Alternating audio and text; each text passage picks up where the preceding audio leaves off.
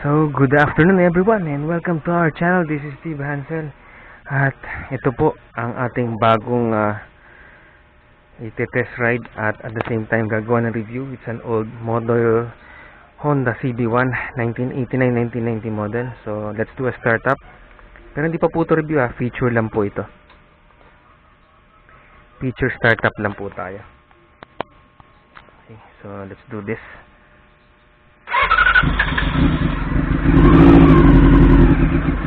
Oh, namatay, malamig po. Start up ulit.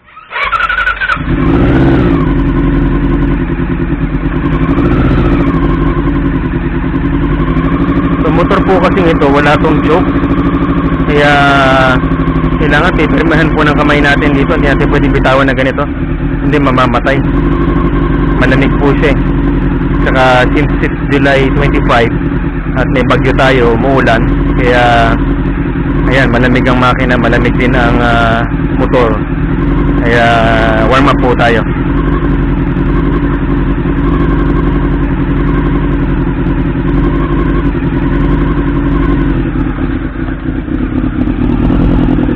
So guys, pakinggan po natin yung tunog ng makina at saka muffler.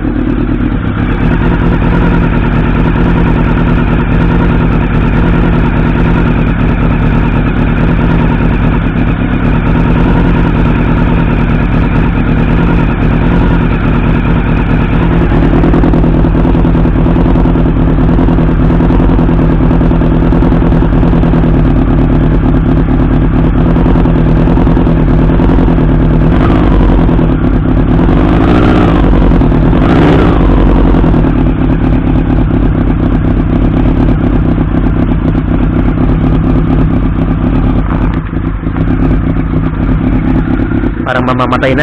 Teka, gasan natin na kaunti. So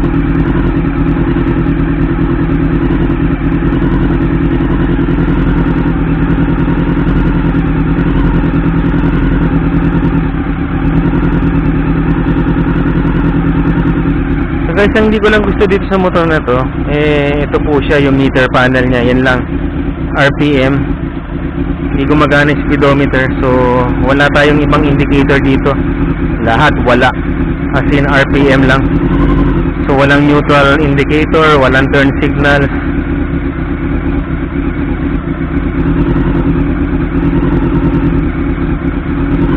So tingnan po natin kung may babalik natin yung kanyang original na meter panel.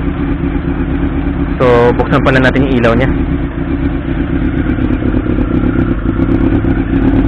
So ito po yung ilaw niya. Oh, baliktad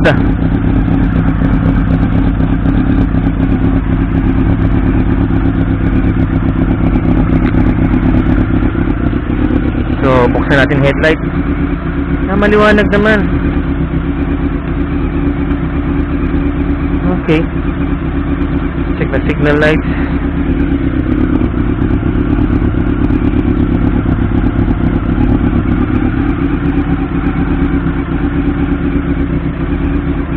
Oh, gumagana naman yung flasher niya.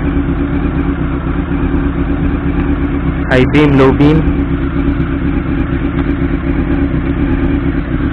Hindi ko lang gusto yung throttle niya, medyo parang sluggish.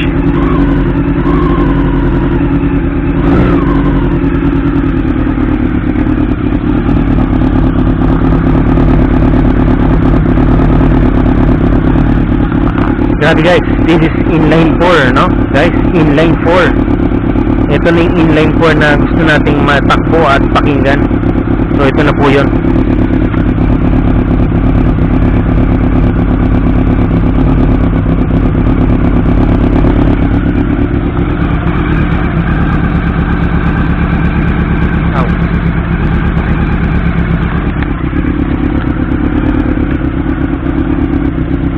Puan natin.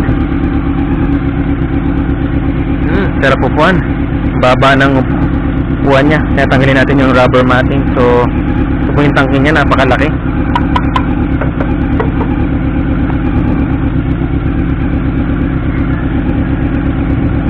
So, it's an old model po, no, na Honda 400cc inline 4.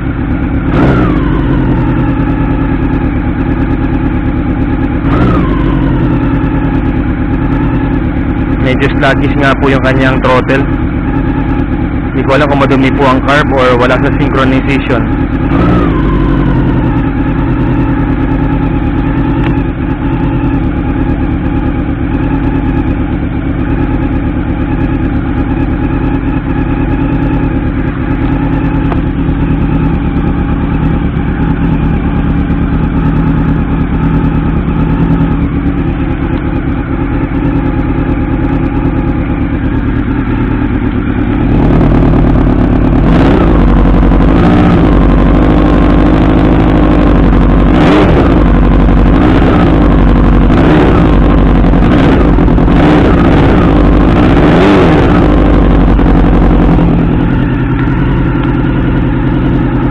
Switch.